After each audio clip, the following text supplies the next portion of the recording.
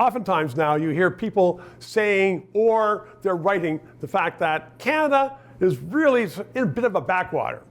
Productivity is down, people just want to get more money from the government, it's not doing what it should be doing with its resources, it's not protecting the North. Bruce Pardy is a law professor, a unique one. He has his feet on the ground. He joins me right now because I want to put the question to you. Is Canada really sort of going down the toilet, or should be doing more to live up to its capability? If you were trying to put together a plan to make sure that Canada failed, then that plan might consist of a lot of the policies that we have. You mean we couldn't do it any better? You could not do it any better to make sure we failed. What is Canada doing wrong?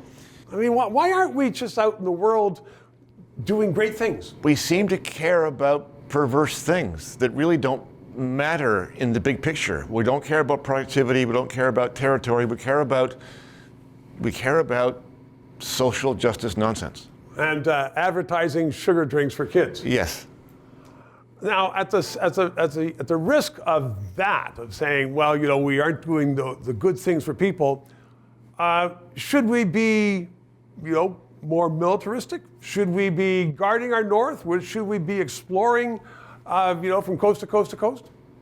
Well, those things wouldn't be such a bad idea, but really the first priority ought to be, I think, to get government into a better order. I mean, it is out of control in terms of its size. It is both dysfunctional, but also very powerful. Right. It's a bit petulant. It insists upon doing things its way, even though its way doesn't work. And power and incompetence are very dangerous combination. It's a very dangerous combination.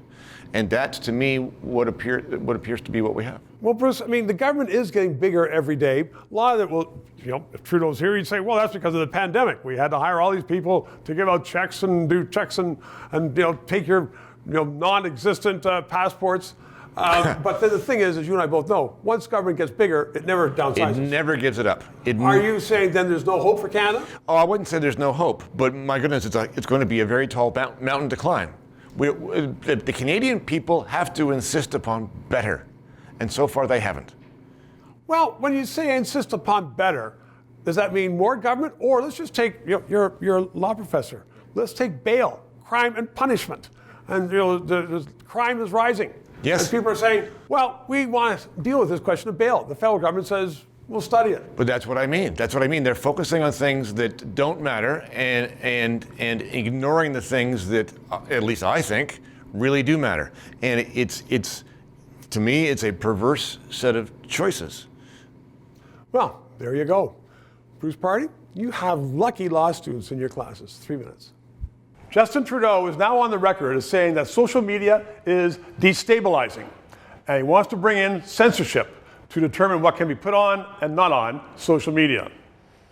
That is wrong.